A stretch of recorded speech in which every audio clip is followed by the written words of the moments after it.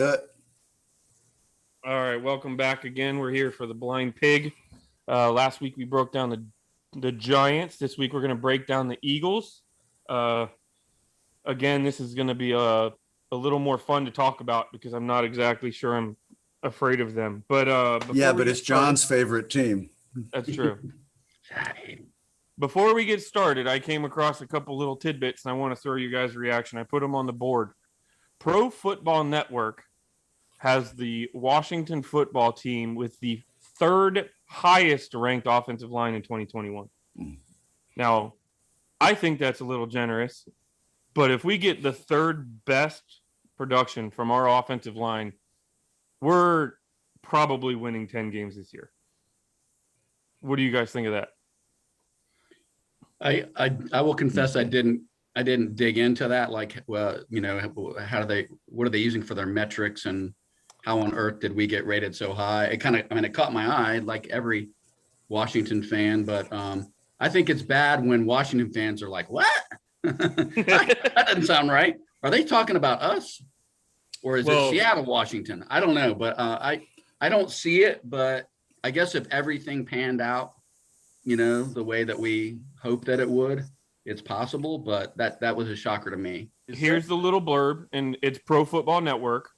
It says the Washington football team will return 4 of their 5 starters in 2021. The only change is the addition of Charles Leno Jr., who replaces Morgan Moses. Leno has an opportunity to be an upgrade on Moses, which would make this an impressive line all the way across. Leno could slot in at the left tackle position he's familiar with, and Cornelius Lucas switching to right.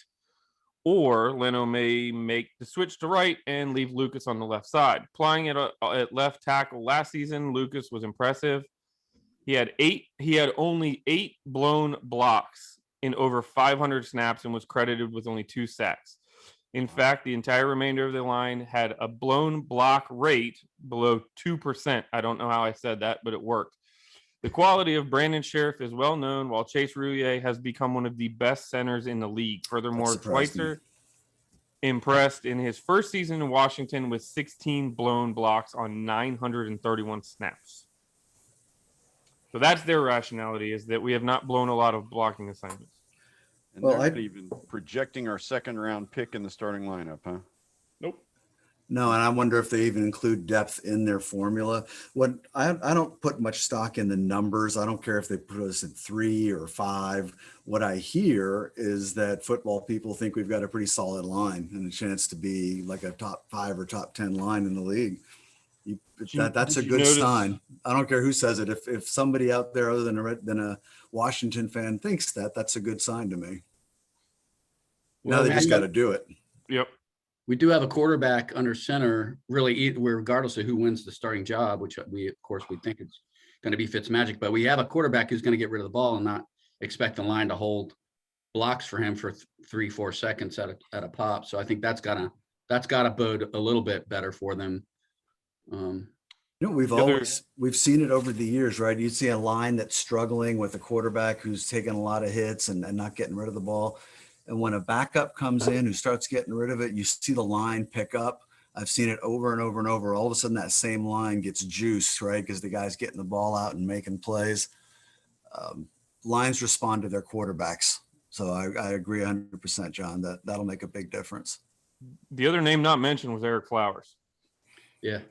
They said 4 of the 5 starting players coming back, not in the 5th. The new guy is Leno. They didn't even mention Flowers. And 3 years ago, a year and a half ago, we thought Flowers was a potential Pro Bowl guard, and he got paid that way when he went to Miami, and we got him back for. They're paying him twice what we're paying him for him to play for us. And we like that arrangement. I think we thought we were done, right, when they brought Flowers back. I think most of us thought they were done, and then the Leno signing, I believe that happened after that. It did. Correct. I'm like, whoa. One more sneaky little topic I would like you guys to respond to. This one kind of flew under the radar. Not many people talked about this one as much, but I read this and it jumped off at me. Pro Football Focus. The last one was Pro Football Network. This is PFF. And I'm sure you guys are familiar with PFF. I like PFF because they don't take success of the play into account for ability of a play, meaning the quarterback doesn't get punished because the wide receiver dropped the ball. That's not considered an incompletion. It's considered an on-target pass. Same thing with a lineman getting blown up and the quarterback having a 3-step drop instead of taking his 5-step drop. They don't punish the lineman for that. They punish the quarterback. So their headline is Ryan Fitzpatrick was just a 7th-round pick in 2005. Now at 38 and 9 teams later, he is QB1 for one of the league's most well-built rosters. I read that too. I got all happy. A year and a half ago, we were talking about where do you start? And now we have national publications. PFF Sam, and he's the one that actually wrote this. He's out of Cincinnati, Ohio. He is not a Washington beat reporter for Pro Football Focus. He is a guy, he wrote this up, and he's the one that says we have one of the league's best, most well-built rosters. What do you guys think of that? I like it. Makes me a little nervous when we're getting a hype for a change, preseason hype. I think one thing that helped a lot was we took the eventual Super Bowl champions with the GOAT under center, and we gave them everything they could handle. And I think most people agree we gave them the best match of the playoffs as far as putting up a fight. And I don't think that was expected. So I think that definitely, and then we had what I think most people consider a really solid draft.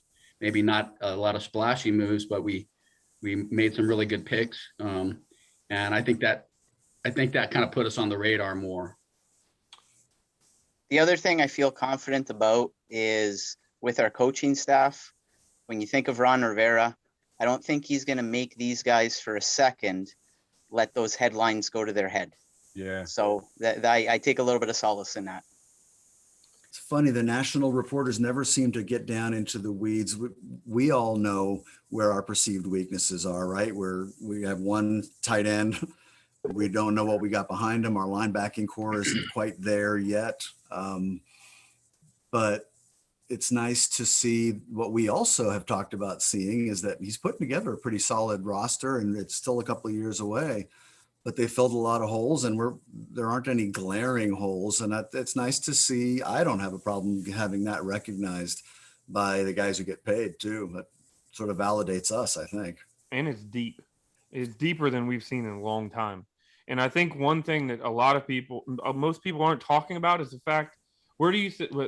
They say you build a defense from the inside out, right? If you get premier play from the middle of the field and you take it out, that's where you make your hay. Well, we're getting back our best interior pass rusher. We drafted a first-round linebacker, and we've potentially signed a new starting safety in McCann. Add to that William Jackson on one side, and you're talking about 4 contributing pieces on a defense that was top 5. They were yards per game last. Landon Collins is coming back to give you a few plays a game, maybe, and that's not inconsiderable either. I've been beating this drum since the end of the season, and I think honestly, and this is nothing against Cam Curl, I think Landon Collins would have feasted in this defense on the second half. And he was playing with this defense when they weren't even sure who they were yet, and then things started to ramp up, and the defense started to get a lot better, look a lot better, and they were more opportunistic. And I'm wondering if Collins would not have been a beneficiary of that. You think he's coming back with a fire under his ass, ready to play? Because if he don't put up this year, he's getting cut. Yeah. Number 31 is staring him down right now, looking at, watching him, saying, You better get up, big boy, or we're going to have a conversation who's going to get the playing time. I think some of this publicity speaks to the fact that the roster, one of you guys just said it. We all know where the weaknesses are, right? But It's not mine. Woo! Somebody's getting blowed up. But I think what this speaks to is the fact that this team is actually building from the lines out. I mean, we talk about from the middle out, but for years we've all sat here and gone, why do we bring in skill players? Why do we bring in defensive secondary guys? Why are we not drafting linemen?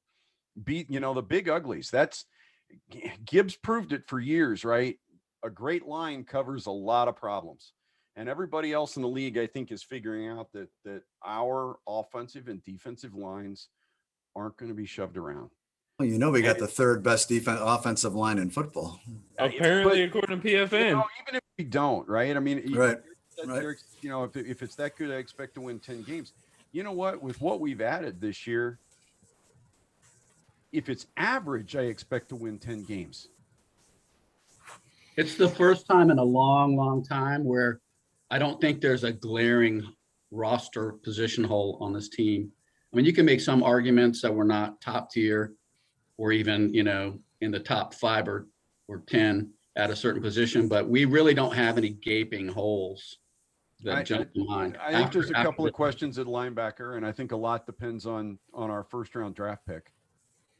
But Yeah. and I agree. first round draft picks are what they are until there's something. But to that point, Bob, we added Jamin Davis. I know. Without Jamin Davis, we had the 4th best defense in the league last year. Like, I know.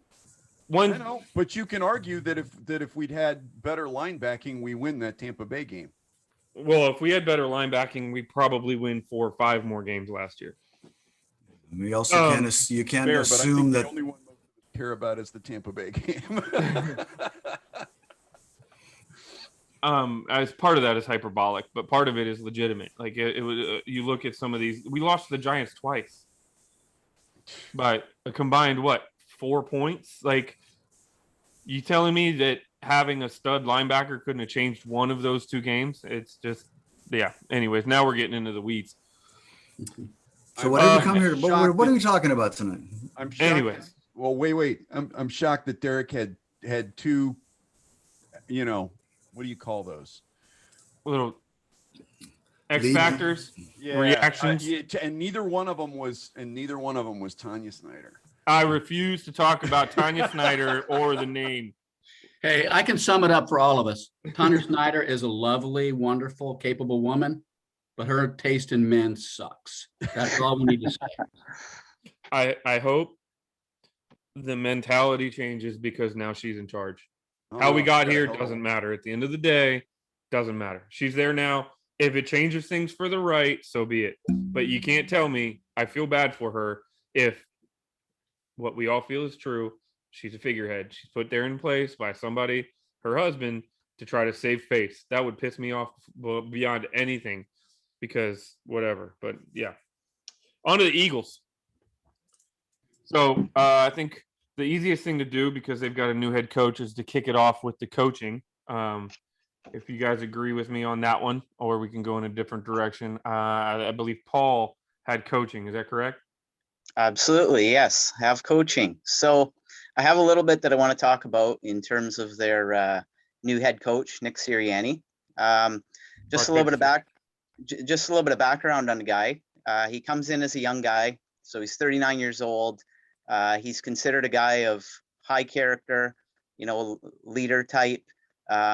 He's definitely thought of having a good offensive mind as well. Interesting thing about him is the guy's never called plays before at an NFL level.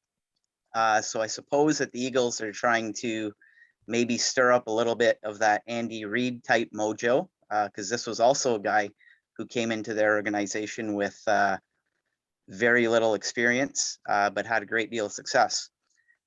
With Sirianni, he brings in experience with working with all types of quarterbacks.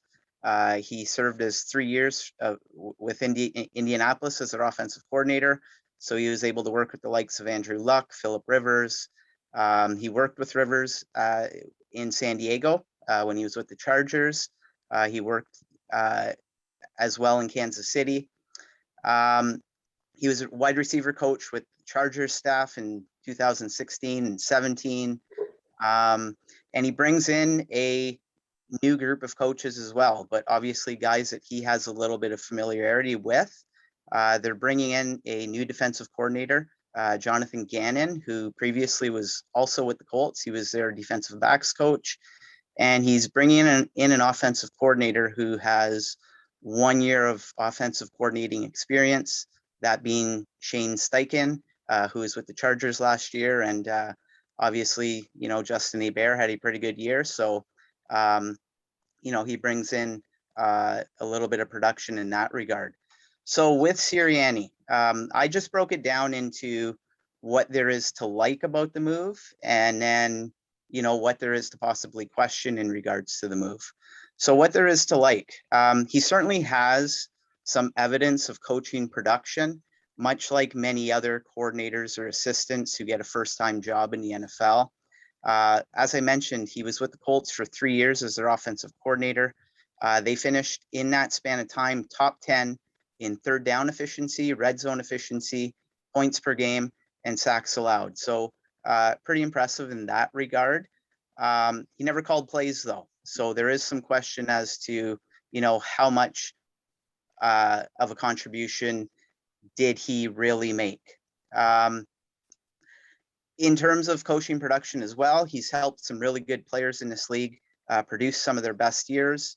When he was with the Colts in 2018, Andrew Luck won Comeback Player of the Year.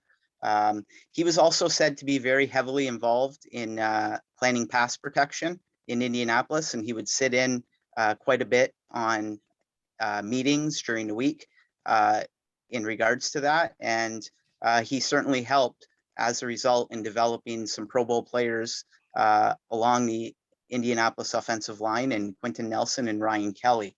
And that Colts line, as we know, is highly regarded. He also helped Phillip Rivers reach consecutive Pro Bowls under his watch as quarterback coach when he worked with him. And he also helped Keenan Allen when he was receivers coach in San Diego get Comeback Player of the Year. So all in all, this could bode well for some of the promising foundational pieces that they have in Philadelphia, such as Jalen Hurts and Devonta Smith. What else is there to like in regards to Sirianni? In my opinion, he brings an element of familiarity back to Philadelphia. Many people see him as being an extension of Frank Reich. We know that the loss of Frank Reich as offensive coordinator in Philadelphia when he went to Indianapolis to coach was a big hit to the Eagles following their Super Bowl victories. Sirianni was Reich's basically hand-picked offensive coordinator. And we know that in the time since Reich has left Philadelphia, they've really missed him. And evidence of that was the fact that Carson Wentz's play declined.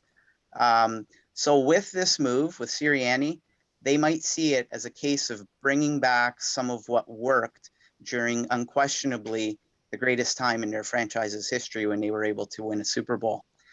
So I suppose they're kind of thinking, if you can't have Frank Reich, and they really regretted losing him, maybe you bring back the next best thing and kind of a clone of Frank Reich as well. What else is there to like about him? Well, with Sirianni, I think he brings a little bit of promise to their run game. And I think that when you're a team like Philadelphia, who's going to go through a serious rebuild, having a good running game could sometimes in the early stages be one of the best ways to keep your head above water in a rebuild. Sirianni shows that he's been pretty competent with establishing good running games in Indianapolis. The Colts averaged 28 rushes per game in his time spent as offensive coordinator there. He helped Marlon Mack and Jonathan Taylor both achieve 1,000-yard rushing seasons in Indy. And also Nyheim Hines, found success as a receiver out of the backfield in Indianapolis as a running back as well. So there's the idea that Sirianni's arrival can maybe unlock some of Miles Sanders' potential as a running back, and it can possibly also help add some additional dynamics with the likes of Jalen Hurts, with the running threat that he brings from the quarterback position, and also possibly being able to have a big impact or a quick impact from the likes of a promising rookie like Kenny Gainwell. So again, the running game might be the team's best way of surviving in 2021. I think Sirianni has a lot to offer in that regard. You might also like the move in terms of timing. If there was ever time to go with an unproven guy, you could say it's now. As I mentioned, Philadelphia has pretty low expectations. They're moving on from the last remnants of their Super Bowl players from the Super Bowl team, and they have a lot of cap issues. So there's going to be a lot of struggling. This might be the time to bring in, this might be as good a time as ever to bring in some fresh blood that can, put their mark on this team.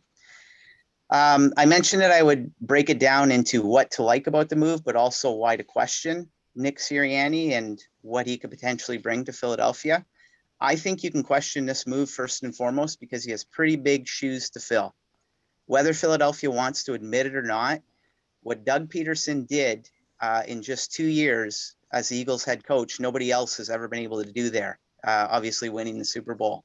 And no less, he did it against Tom Brady and Bill Belichick. So he deserves a lot of credit for that. I think they're going to have a really, really tough time being able to match some of the production and what he had to offer to that city and to that organization. He also You did might it also, losing his MVP quarterback 10 weeks into the season. yeah, that's right. You might also question that the move from the standpoint of, well, are the Eagles biting off a little bit more than they can chew here? Sirianni lacks that experience. I've mentioned it a few times already. He's never been a play caller. I want to know, is he now going to be calling plays while also trying to navigate being a head coach in a major rebuild? If so, for me, that's a pretty big dive and a deep dive into the deep end of a pool in a market that, let's face it, could eat you alive if you struggle. So ultimately, I think we're going to get a sense of what this guy can do pretty early on in his career, in what are very, very tough waters to navigate in Philadelphia and with that fan base. And last but not least, and this is the most intriguing part to me with Nick Sirianni and his hire, I want to know the motives here. Whose interests were best being served by his hire? Was it the team's interests or was it the top executives' interests? At first, and the initial reaction would have been, well, this guy's coming in to fix Carson Wentz. But Carson Wentz got traded shortly after Sirianni was hired. So again, was it truly the best organizational fit? Or was this a move to serve the interests of Howie Roseman and Jeffrey Lurie, the owner? We all know that Doug Peterson, when he became successful in Philadelphia, he started pushing for more autonomy, and that ultimately was part of the reason as to why they split. And the thing that I'm thinking is, with Roseman and Lurie having deep involvement in the football operations, could they very simply see Sirianni as a guy they can control? We're all too familiar with that here in Washington and some of the hires that we've had, and them possibly being guys that our front office can control very easily as well. So in summary, this guy does have some potential.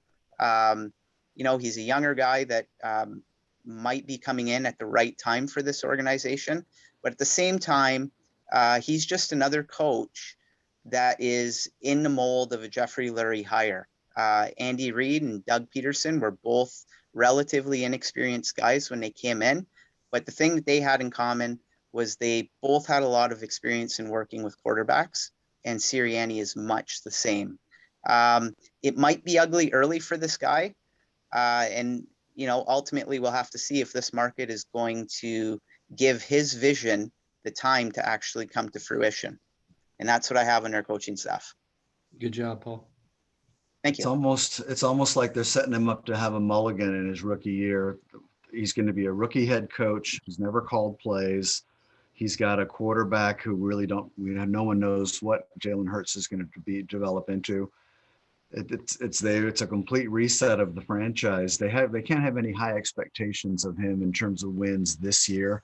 I think this year's going to be all about he'll survive this year. I don't think they'll fire him after one, no matter what happens. But he needs to be ready by 2022 to have a product on the field. He's another one of these unproven new NFL head coaches, and I'd like to see what the hit rate is on those, but it's not high, right? They come and they go every year. Mm-hmm. He's got the deck stacked against him a little bit up there. Just for reference, our projected starting quarterback is older than Nick Sirianni is. It tells you something right there, but which is not to say that it's bad, right? I mean, maybe this roster is, maybe what this roster needs is somebody that's just incredibly young.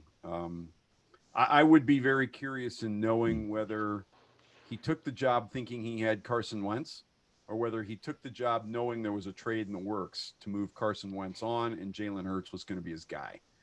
That would be, being a fly on the wall for that conversation would be very interesting. Or if the team owner even thought he was important enough to share the information with, that'd be another tidbit. Yeah. You know, did he wake up in the morning and discover Carson Wentz had been traded by reading the Philly Inquirer or whatever the local rag is, right? I did not follow the hiring process up there. Do we know if he was their first target, second target, third target, who else they might have talked to and considered? He may have taken the job because somebody offered him a job. He said, hell yeah, I'll take it. And I know he was like one of the, there's always one or two coordinators that are the hot coordinators. And I believe he was being pursued by more than just the Eagles. I think he was one of the hot coordinators. Interesting to be a coordinator, but not have called plays. I'm not sure how often I've heard of offensive coordinators who And I didn't. think it'll be interesting to see whether or not he's going to call the plays or whether or not he's going to turn that over to what's effectively a second-year coordinator that he hired to be his offensive coordinator. What's his? I don't even want to try and pronounce his name, Paul. It sounded like you had it right. Steichen? Shane Steichen, yeah. Steichen. Yeah, Yes. whether Steichen's going to end up calling the plays, that's going to be a very interesting dynamic too. All right. It truly pains me to admit this, but I think the Philadelphia Eagles handled their situation as well as they could have. They were $70 million over the cap when the cap number got released for 2021. Like they were a half a pay or a quarter of a payroll over a third even. And they have now turned that into a new head coach. They have 3 first-round draft picks in 2022. So there's no expectations for this year. They've purged Wentz, which probably a lot of that had to do with financials, and went with Hurts. I don't think they're set at the quarterback position, but I don't think they had a choice. I don't think you can ride with Wentz paying him what he was getting paid. And instead they turned Carson Wentz into a conditional for in exchange for a 2021 third rounder and a 2022 conditional second round pick. In order for them to turn into a first round pick, Carson Wentz has to start 70% of the snaps and they have to make the playoffs in Indy. I think I could start 70% of the snaps and they would make the playoffs in Indy with that defense and that team. So they could realistically have had a first rounder this year, 3 first rounders next year because they traded back, and they are an extremely young and inexpensive team. So I'm hoping it blows up in their face, but I don't know how they could have handled it any differently and done it better. You kind of, part of me wished that they would have some grandiose theory that they could be like Washington would do, or we would just kind of try to be adequate for a while, and never be irrelevant, but never truly be relevant. But I mean, I don't know what more they could have done. They did what they could, and they're set up. I went and looked at the salary cap situation, Derek, because I was curious. I mean, we've talked about it, but I hadn't gone and looked at any of the real numbers. Today, as it stands right this minute, they have the 3rd least space under the cap in the NFL. They have just over $2.7 million in space available. They lead the league in dead money. They are a Carson Wentz game check away from $50 million in dead money for the 2021 season. So 49.13 dead money for 2021. And they have 153 million in actual salary on the roster for 91 players at the moment. Right. So when I say they did did it with Zach Ertz, the reason why I say they did it the right way is they're taking it on the chin in 2021. Oh yeah. Because they realized the next thing I looked at was next year. They only have 12 million in dead money next year. That's it. They looked at it. They said, you know what? We're going to suck. We're not competing with the other teams in our division this year. How can we build and how can we do things? Purge the money now, eat it the way a lot of us Washington football fans wish we had done with Alex Smith 2 years ago. But how do you take the biggest lump now and you move on and you look forward? You get a first-year head coach. You let him get his feet wet. You let him figure out if he's going to call plays. You let him figure out his roster. You get younger. You go into this season with the hopes that you develop. You don't look at this season for wins and losses. I don't like to say that about them, but That's a mulligan. It's got to be a mulligan season for them, right? They just got to find out what they got. They have to find out if their quarterback is an NFL quarterback or not. And I'm sort of 50-50 on that guy. I think he's got a lot of heart and all that, and he's a gamer. I just don't know that he's an NFL quarterback long term. If he's not the real thing, and you got a brand new head coach that may or may not get this thing together, it's at least one mulligan year, which really doesn't hurt my feelings at all. well, that's an easy segue into the offense. What do you think, Bob? You want to jump in? Talk about this a little bit. I think you can I sort of say we can dispense with the offense in 2 words, and it's dumpster fire, but it's not quite that easy. And you know, Mark kind of hit the nail on the head. It begins at, like every team in the NFL, I guess, it begins and it ends with the quarterback position.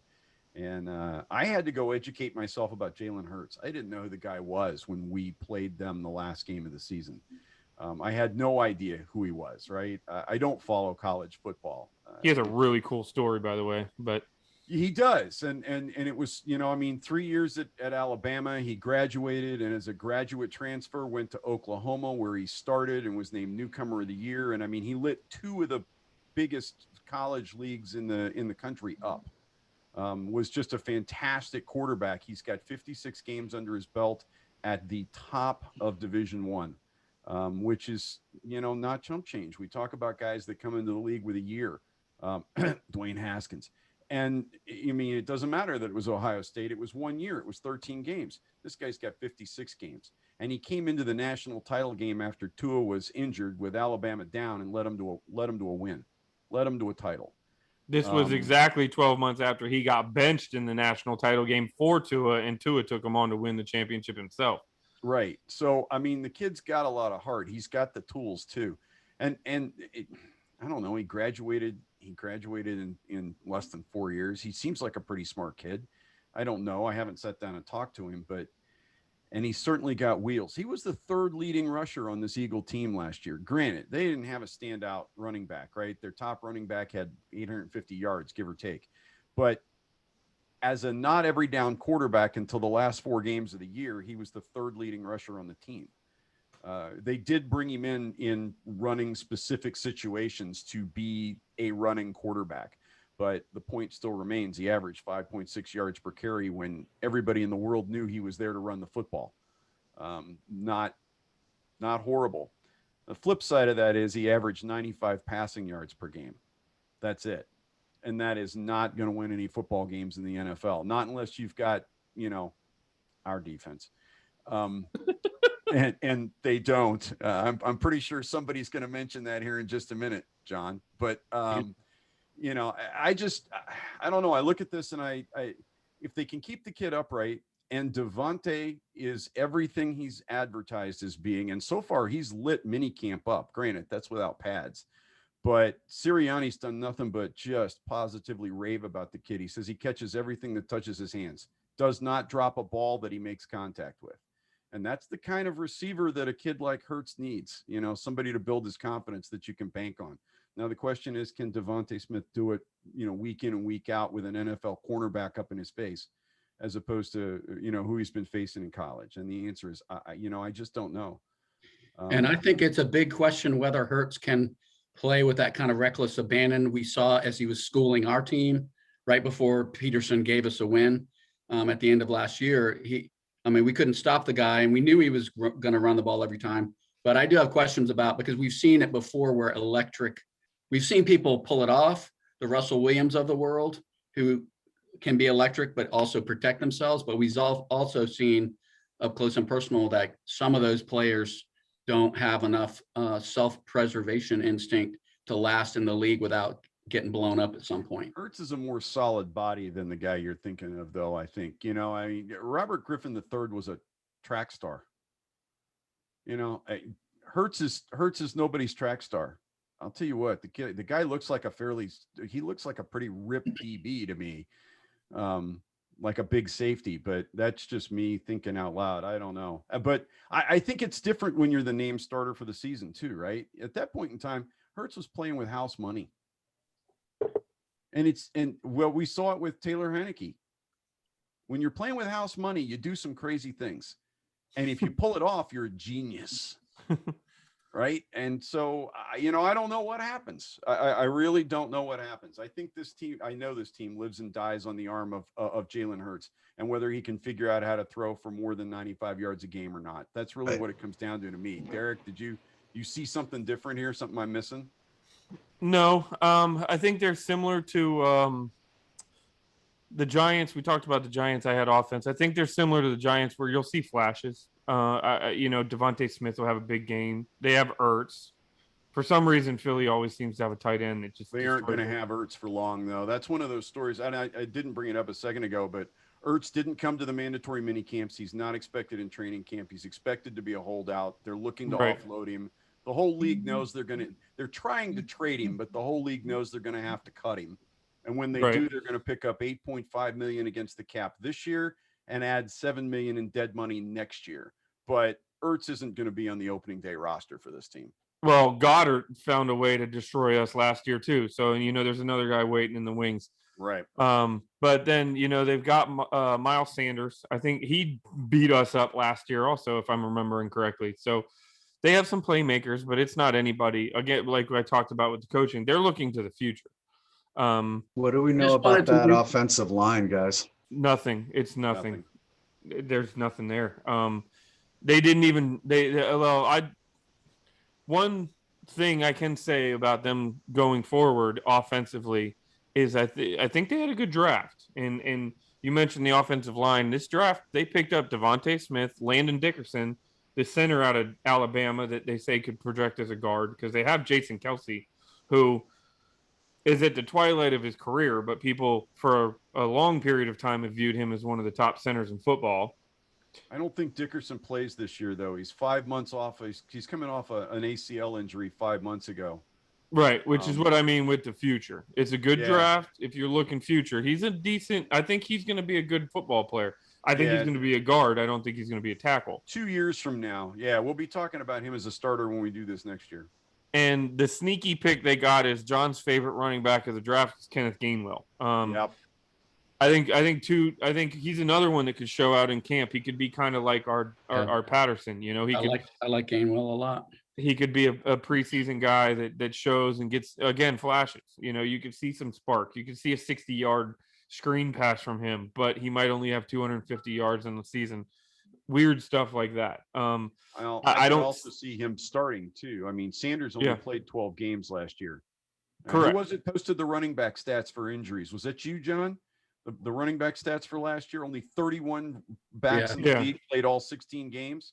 Which I was going to bring up with the rushing quarterback, regardless of frame, running backs struggle to get through 16 games. Now you got a running quarterback who's got to survive through 17. And by the way, the other free agency pickup they had, since we're talking about my mythical durability concerns with him, I think they signed Joe Flacco, right, to back him up.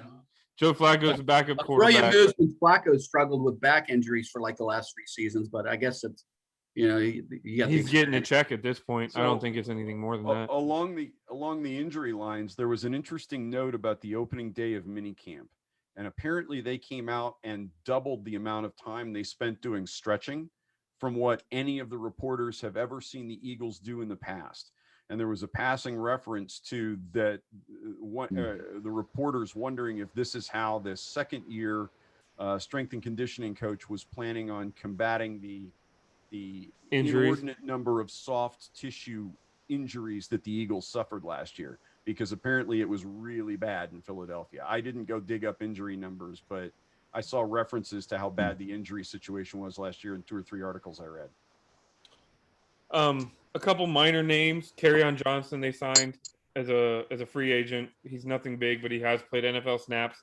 I know they're high on Boston Scott. And again, you're talking about a very crowded running back room with just kind of meh. You know what I mean? There's not really – it's not a crowdedly deep running back room, but they have the ability to trot a guy out there every week, and he'll probably produce relatively okay. I want to say their top wide receiver last year was Greg Ward, or at least the guy you heard whose name you heard the most, and he was a quarterback converted to a wide receiver. So that would put into perspective exactly how good their wide receiver room is. Jalen Reagor they took early out of TCU, and he just underachieved. So it's a room. Travis Fulgham, John Hightower, not a lot of guys there that are really going to wow you on the offensive side of the ball as playmakers. I Fulgham. honestly think this team is building for 2023 and beyond. 21, 22 are simply let's get things right. Let's get our coaches' feet wet. We're not going to spend any unnecessary money, and let's develop what we've got. And build for 23 and forward on the whole aspect of the team, but especially on offense. Well, as Washington fans, and we spent a lot of time on the Giants pod talking about this, and we've talked about it in relations to our team. We spent very little time talking about that offensive line. Jalen Hurts, receivers, all of that. I think we know it's not going to matter if they can't block anybody. Certainly not over the course of the season. So they better spend the next couple of drafts doing what we did the last couple of drafts and bringing in a shitload of big men so that these skill players actually have a chance to compete. For reference, they gave up 65 sacks last year. Yeah, I knew they were among the leaders, and maybe Jalen didn't run by choice. Maybe Jalen was running for his life. Seven of those came in week 1 when Jalen wasn't taking the ball. If you'll remember who they were playing against. Yeah, Carson was a tackling dummy that day. Carson suffered through 50 of those sacks. Yeah. So, if we're done beating up their offense, I think defense is up next, right? Yeah, so I'm going to start. I won't spend any time on it because I think Paul did a good job of talking about Jonathan Gannon. I just wanted to reiterate, he's been a defensive backs or defensive assistant backs coach all of his career. Sirianni brought him with him from the Colts. He's kind of a Mike Zimmer protege. So if you're looking for clues as to what kind of a DC he's going to be, I guess there might be some clues in there. He's been in the NFL a good amount of time, but he just has never been a coordinator. I think it's really risky, or interesting at least, that an offensive-minded head coach who's got his first gig brings in a totally inexperienced defensive coordinator. He must really like him, because to me, ideally you'd want to have, at least have a head coach who has that background to lean on, but he does not. And in addition to him being a first-time coordinator, the linebackers coach, which arguably the linebackers are the weakest link on the defense, in my opinion. They got a brand new linebackers coach who's never been a linebackers NFL coach before. So they've got some inexperience on that side. Looking at 2020, they were the 20th overall defense. So they weren't the worst defense in the league. They were 19th in yards allowed, 15th in passing yards, 23rd in rushing yards. So that kind of gives you a clue where they struggled the most. And they were also 24th in takeaways. So they couldn't stop the run, and they couldn't get turnovers effectively. That was their worst areas. They lost some key people to free agency. They lost a pair of safeties. They lost Jalen Mills to New England and Jonathan Ford to Jacksonville. They lost a pair of D linemen that were pretty good, Malik Jackson and Vinny Curry, although both of those guys were on the wrong side of 30. So that may be part of their rebuilding, trying to shed some of the older players. And they lost a guy who played pretty well for them in 2020, linebacker Duke Riley. As far as their free agency and draft, free agency, their big signing was Anthony Harris, a free safety from Minnesota. They also signed Eric Wilson, outside linebacker, also from the Vikings. We know that they took Kerrigan. They picked up Kerrigan, and he'll probably be a backup for them. And then they also signed a safety, Andrew Adams, and they re-signed, probably their biggest internal re-signing of a free agent was Hassan Ridgeway, who's one of their defensive tackles. In the draft, 6 of their picks were defensive picks. And none of those picks, interestingly enough, because that sounds like they loaded up on D, but none of those guys are projected to start, at least based on what I saw. One of them is a likely backup. Probably the guy that has the biggest chance to start would be Milton Williams, I guess. He's the 3rd rounder they picked, defensive tackle, a 2-year starter from Louisiana Tech. They also picked a cornerback, Zach McPherson from Texas Tech, who's a really solid player. But then the next 3 defensive players they took were all 6th rounders. They picked Marlon Tiapolotu, a defensive tackle, Teron Jackson, who's a Coastal Carolina, and I think Derek may have mentioned him, but he set every defensive record you could set as a defensive end at Coastal Carolina. So he might be a guy, he might be one of those hidden gem guys that he's a small school player, but he's an incredible small school player. And then they signed Jacoby Stevens, who was a linebacker from LSU, and another linebacker in the 7th round. So they tried to fill some holes, but they didn't spend high draft picks in the process. All their first 2 picks were offense, and some of their middle picks were offense. So that's kind of where we are as far as who they brought in. I spent a little bit of time. There is no depth chart, official depth chart out there, but I did spend some time just kind of looking at what all of the estimated depth charts that I could find to see who they projected as starters.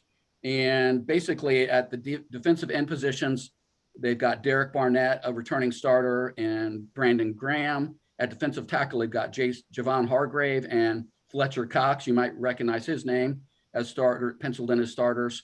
And then at outside linebacker, they have 2 guys, Avery and Singleton, who were backups mostly in 2020, who are getting elevated. And I'm not going to go through the whole depth chart, but basically when I looked at every position, 5 of the starters, projected starters, are guys that were not starters last year. And then that would also add in Anthony Harris, who is a great player, but he wasn't on the team last year. So you got to figure there's a little bit of a learning curve there. So they've got quite a bit of fresh blood. And then they've got some solid backups that, again, I won't bore you with. PFF actually predicted that the Eagles have the 5th best defensive line in 2021. And they should have the 5th best defensive line because 6 of their top 10 highest paid players are on the defensive line. And that would be Barnett, Hargrave, Graham, Cox. Let's see, Darius Slay, who I did not mention, they're probably their best corner, and Anthony Harris. So they've got a ton of salary dollars invested in that D line. So they should be really good. And that's probably the strength of their team. Anyway, so we might have a better defensive line, but they're right there with us in terms of strength. So that's the good news. Just to kind of wrap up, I think the big highlights are they've got a new DC with an offensive-minded head coach. We don't know what scheme they're going to run. We don't know what scheme they're going to run on offense, and we sure as hell don't know what kind of scheme they're going to run on defense. And I will say that sometimes when you have a new coaches, entirely new coaching staff, they can get off to a quick start because nobody knows what the hell they're going to do or what their tendencies are. So I might just throw that out there as a counter argument to they're going to be horrible and only win 2 games. They might surprise some people until we get an idea of what they're really going to do. But the good news is we're not playing them until late in the year, so we'll have some film on them. Their defensive line is, again, I'm not to overstate it, but they're one of those lines that they don't have to blitz to get pressure. And Gannon is coming from a system in the Colts where they were the same way. They didn't do a lot of blitzing because they didn't have to. So if we had to guess, he's probably not going to be a gambler like Jim Schwartz was kind of one of those gamblers who would just bring the house at you when he was in the mood, whenever he was in the mood. My best guess is that Gannon's not going to be that kind of a guy. He's going to be a little bit more conservative. They have a lot of question marks at safety, cornerback. They don't have a lot of impact players at linebacker. I think they're going to struggle to stop the run. They really didn't, other than the late round draft picks, and maybe trying to think of who they added at the linebacker position. I think they're going to struggle some to stop the runs, especially the linebackers. And you're putting a lot of pressure on new starters and rookies to the extent that they play to be in there. That's what I've got. I think they're a bottom half of the NFL on defense, despite that D line. And I think they're going to be worse on against the run, not better than they were. And they were already not great in 2020. You mentioned Jacoby Stevens. I've seen him listed as safety or linebacker. If I'm not mistaken, he's one of those tweener hybrid types. He's not really. So if you're expecting a guy like that to be an answer in your run defense, you're sorely mistaken. I don't think he's going to take Sheriff on in the hole, and be able to do it with any kind of authority. So I think their defense is poised. Actually, I think their defense might surprise some people. Anthony Harris is a good safety. Darius Slay's a good corner. If they can get any interior push and then just a modicum of success on their outside, I think they could. And by surprise people, I mean 12 to 18. I'm not talking about top 10, but if they can find their way in there, they might be in a couple games that we're not expecting them simply because of that defense. Well, they weren't terrible in 20. They really weren't. I mean, if you look at the record, you're thinking, well, they were bad across the board. I mean, they were close to the middle of the league in some categories. So they're not starting out from a terrible vantage point. I'm just surprised that they did draft and bring in a lot of defensive folks, but they didn't really, other than Harris, they didn't really go after any top tier guys. Well, and they didn't burn any of their top picks on defenders. That might be because they had to Right. eat I know $55 million in dead money to get under the cap. Yep. So they just didn't have a lot of money to spend. They might be a better defense if the offense can help them out and do some complementary football and keep them off the field. But you got to be a pretty stellar defense to have a bad offense and still win. It just doesn't. You got to be the Ravens from 2000. They've had some trouble also keeping the defensive linemen on the field. And some of that is age. Mhm. And some of it is that they're on the field a lot with their offense. So, Yeah, I read several places that second cornerback slot behind Darius Slay is really kind of up for grabs.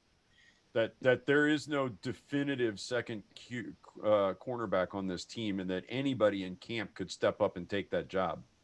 yeah, they've got Vontae Maddox. And then Zach McPherson. Some people think he might win the job. I mean, he's, they took him they took him in the fourth, but he's pretty solid. So I think that's not likely, but I mean, who knows? What do I know? I mean, you never know in camp. Somebody can jump to the top and hold on to it. I'd be okay with them starting a 4th round rookie when they play us. That's fine with me. Line them I up bet against you, Terry McLaurin. Curtis Samuel and Terry McLaurin would be happy about that too. Yeah. De'Ami Brown will be rookie of the year candidate by then. John, in hearing you talk about that defense, just sitting here and listening, I couldn't help but think of the fact that I think there's a few similarities between the type of defense that the Eagles are bringing into this year and the type of defense that the Giants brought into the 2020 season. Both teams that had fairly down years, but we saw it with the Giants and we talked about it last week. Patrick Graham, their new defensive coordinator, really infused a lot of life into that Giants team last year and made that defense surprise a few people. It'll be really interesting to see if Jonathan Gannon, who I have read is a little bit of a hidden gem at the defensive coordinator spot, if he can infuse the type of life that Graham did into that Giants defense last year. Yeah, and let's face it, he's coming from a really good defense. It's not like they were a bunch of scrubs. So it just comes down to how much of that was him and how much of it was not. I don't know, but I think that's a good point. I can't believe we went through this whole podcast and nobody talked about the fact that Nick Sirianni used rock, paper, scissors in his draft profile to figure out how competitive the draft picks potentially were. It just shocks me. It's like he's trying to. Go ahead, I was Paul. going to mention that when I covered coaching, but then I thought this might turn into a rock, paper, scissors challenge. So I decided not to. All right. Well, I guess we have one more aspect of the Eagles to talk about, and that would be the old special teams there. Is that correct there, Mark? It is. So I decided, since if I'm going to do special teams, I'm going to think about what special teams actually mean. There's that old NFL saw, right? That it's 1/3 of an NFL team, that there's the offense, the defense, and the teams. I have never bought that. I think that's Not anymore. Otherwise, Brian Mitchell would be in the Hall of Fame. And yeah, that is true. And I also just don't think it holds up to sort of logical scrutiny of the way NFL games go. What I do believe about special teams is that they can be the difference either way, win or loss, in maybe 2 or 3 games a year. The kind of plays like we talked about where the the Cowboys recovered that onside kick because the other team wasn't prepared and didn't know the drill. The very first special teams play that I ever really noticed and saw the impact on a game is one that I believe Eric has a play queued up that he Was it the might first show one? us. The very first one. This is when special teams got on my radar as a kid. Is it this one? Yes, sir.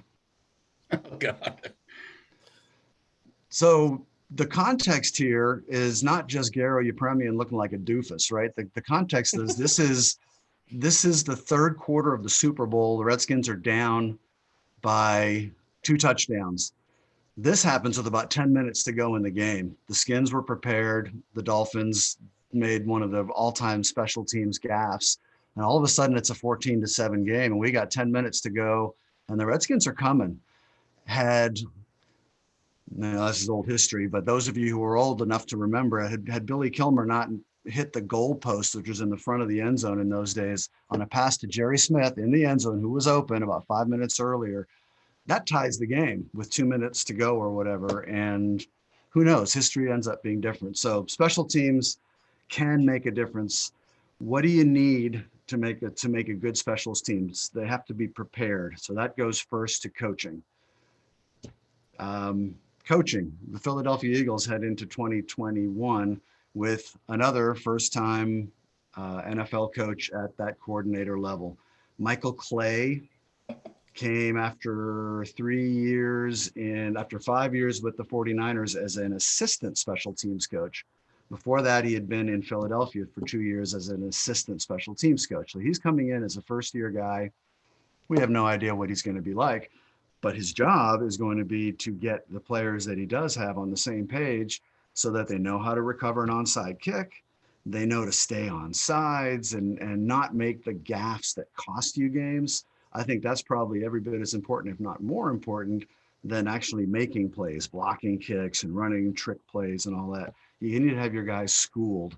So this first-time special teams coach has his work cut out for him for various reasons that we'll also talk about. Probably the number one specialist on special teams to me is the field goal kicker. We've all seen what they can do. Mark Mosley kicked us into the playoffs in '82, 5 field goals in the snow against the Giants, right? We had no business winning that game. Mosley did what he had to do. Vinatieri up in New England redefined the position and made the clutchest kicks in the history of football, probably. You got to have a kicker.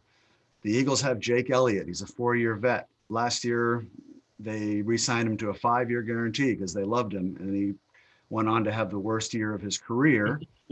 He was 31st in field goal percentage and 18th in extra point percentage. Now, the percentages are a little bit goofy, right? He made 14 of 19 field goals. I think that's a really low number.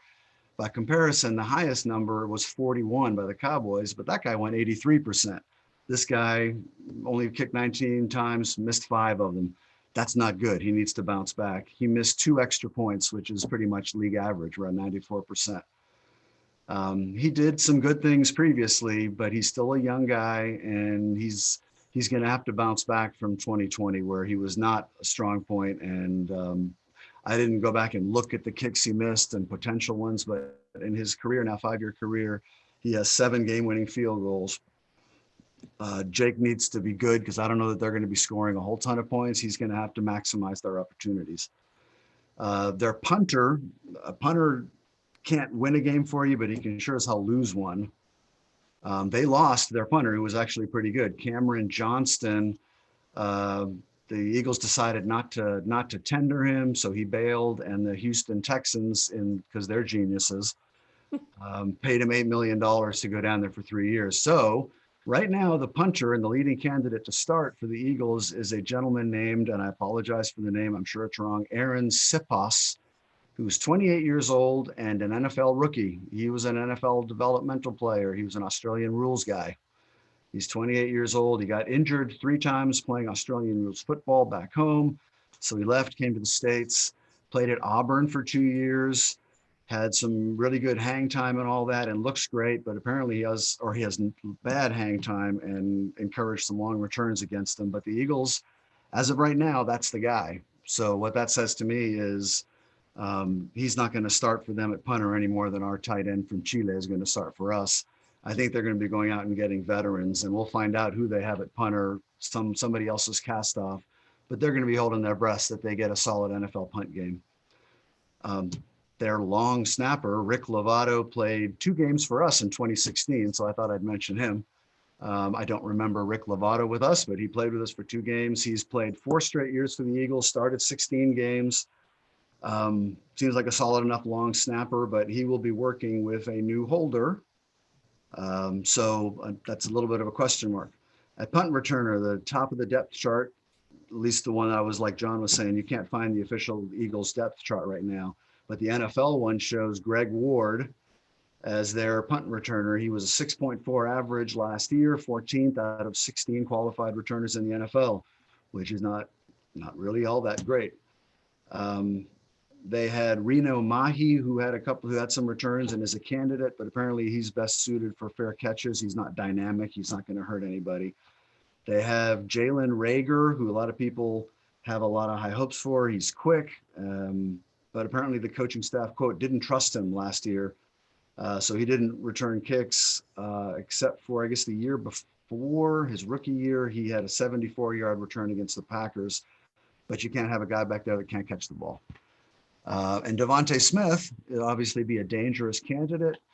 I think they'd be foolish to put their high-priced rookie back there to return punts. If they want to do that, that's their business. I'd really be okay with them doing that. I hate to see them risk the kid, but I don't think you're going to see much. So the punt return game is a big question mark. At kick returner, the leading candidate is Boston Scott, who Derek mentioned a few minutes ago. He led the Eagles in kick returns last year, 12th out of 13 qualified returners, 21.1 average.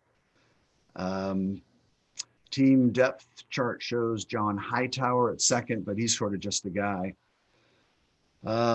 So to make up for all of that, their return coverage teams aren't that great either.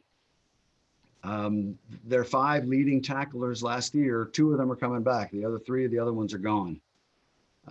Epps and Bradley. So what I'm seeing here, not to keep beating the dead horse, but you've got a first-time special teams coach in his first assignment. You've got a field goal kicker coming off his worst season. You've got a punter who's never played in the NFL before, and we don't know if he can kick. The returners are just guys, and the coverage teams lost 3 of their top 5 tacklers. So other than that, they're in great shape for special teams.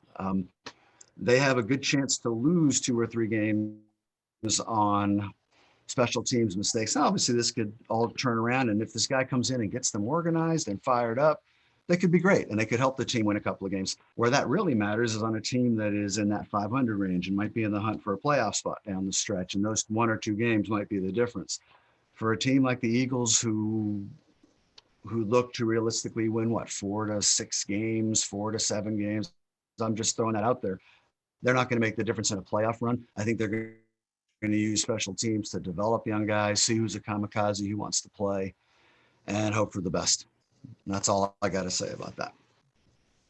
All right. Did anybody hear anything Mark said after doing back of the napkin math and figuring out that the Eagles have 3 coordinators with a grand total of 1 year of experience between them? 1 year of head? No, I didn't even catch that. Yeah, Mark laid all that out, and my brain did the math real quick, and I went, damn, these guys are either brilliant or the Eagles were just going cheap. Or super green. Yeah. So I do have a palate cleanser, all this Philadelphia Eagles talk. Derek, is that other video handy?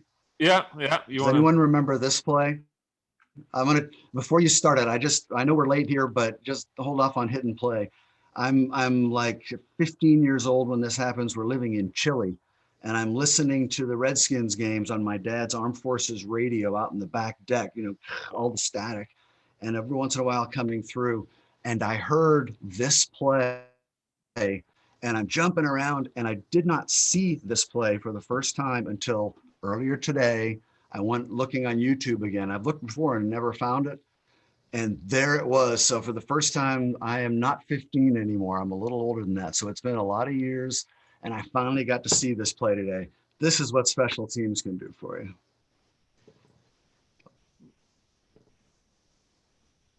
Oh, can we have sound? If I play it through, it's going to reverb. It's going to sound really, really bad. Roger that. I This wish is- we could. This is downtown Eddie Brown winning a game for us in the pouring rain at RFK. Mud. Rumbling, bumbling, and stumbling. This touchdown leads to a win that keeps us in playoff contention with the St. Louis Cardinals, and we end up going to the playoffs largely over because of that play. That's awesome. Cool. Yeah, Wow. I love it. Yeah, I don't think the importance of special teams should ever get lost on this franchise. Brian Mitchell being the should be in the Hall of Fame for his abilities. You remember Darryl Green against the Bears, touchdown in the playoffs. You remember Troy Vincent blocking the field goal and then Sean Taylor picking it up and getting a face mask and running it back, and Mike ending up Nelms in the kicking Super it. Bowl. Nick Novak kicked Derek, you're way too young. Do what? You guys are way too young to know this, but Bill Malinchak used to block kicks for us. The Redskins invented modern special teams under George Allen back in the day. That was, nobody had ever talked about special teams until George Allen came here, and guys like Bill Malinchak blocked kicks. And we had Ted Vactor, who had an afro this big that would pop out from under his helmet, and he was just this brilliant kamikaze player on special teams. Didn't Allen hire the first special teams coordinator? Yes, and I wish I could pull his name out, but I can't. It's right here, but I can't grab it. Yeah, So this has been a great discussion, guys, but we haven't asked the one most compelling question, which is how many games will it take for the Eagles fans to start throwing beer bottles at their own players? And will they or will they not boo Santa Claus in 2021? That's what I want to know. Well, Santa Claus is too smart to go to the Philadelphia Stadium at Christmas time. That won't be a problem. But if they perform really badly in the first week, there will be boos. their season starts Falcons, Niners, Cowboys, Chiefs, Panthers, and Bucks. I'm guessing before Halloween, it's going to be ugly. Yeah. They were already all over their head coach in one of his first media sessions because he looked and sounded quite uncomfortable. So they were already getting on the guy in that regard. If that's any indication of what might happen during the season, it could get pretty ugly. I'd hate to see that. Oh, so bad. I don't know. I'm not even sure Philadelphia Eagle fans have a I don't know that they have high expectations. The guy might get a year before they start throwing stuff out of the fans. It won't keep them from being ridiculously nasty. I mean, they may expect it, but they're still going to boo and get nasty. That's just what they do, man. I don't like Philadelphia. I might like Philadelphia even less than Dallas. I got to admit. I don't think I can argue with you, and I live in Dallas. Here's the argument. Almost all Philly fans are that way. Dallas fans in the DC metro area are as bad as Philly fans. Dallas Cowboy fans in the Dallas, Texas area are generally pretty good people. Yeah, from what I understand. I run with a lot of Cowboy fans. I've got a lot of Cowboy fans in my friends group down here, and I got to tell you, they all have pretty level heads on their shoulders. They're all pretty realistic about their team, and pretty realistic about my team. There's no dishing on the Redskins just because they're dishing on the Washington football team just because it's the Washington football team. I mean, they may not like us, but there's a certain healthy respect. See, that's the difference. The Cowboy fans up here, up in the DC metro area, are just, they only root for the Cowboys because their daddy rooted for the Redskins, and they just want to be angry at it. So we've talked. We've gone through Dallas, the Giants, Philadelphia. Unless I'm missing somebody, that's the NFC East. So I think maybe what we'll do next time for those that are still planning on coming back to visit us, maybe next time we'll look at how we see the whole NFC East panning out in 2021, and that's going to be our time to really. Well, how about a quick over under before we go on Philly? How about a quick over under? I think we all agree they're building longer term, then that 2021 is probably not their year for them to contend for the playoffs. I think we'd all agree on that. But long term, forget long term, 2021, what's your over under on wins? 3. I'm going 5 because I think Hurts will have a couple of those games where he plays out of his mind, and their defense will have some decent games. Yeah, I'll go 5. They've got teams like the Jets, the Broncos, the Saints. You don't know what's going to happen. The Panthers. Lions, the Panthers. There's wins there. But I'm not expecting them to hang with. They might be lucky to win one game in the NFC East. What do you got, Paul? I despise these guys quite a bit, so I'm going to give my over under 1. Nice. And you realize that for a Nice. Canadian to use the word despise is like any of the rest of us using the word hate, right? I It's know, poor, man. Olivia. Oh, that's a much worse 4-letter word right there. So I liked 5. I think I'm with Bob. I think I would set it at 5 for me. No, I said 3, man. I'm Oh no, John Eric said and 5. John said John 5. said 5. All right, I can live with that. I I can can live with see any 3. of those numbers. I could easily see 3. I think their defense could win them a couple games, or at least keep a couple games interesting enough that their offense could accidentally do something right. You know, And they better keep Jalen Hurts on his feet, because Joe Flacco behind that offensive line could it's be not gonna ugly. be. Well, they also signed Nick Mullins too, so don't forget Oh about. well, okay. I'm worried. All right, boys. Thank you very much. I think that wraps it up. Gentlemen, All right, good stuff, well done. Great.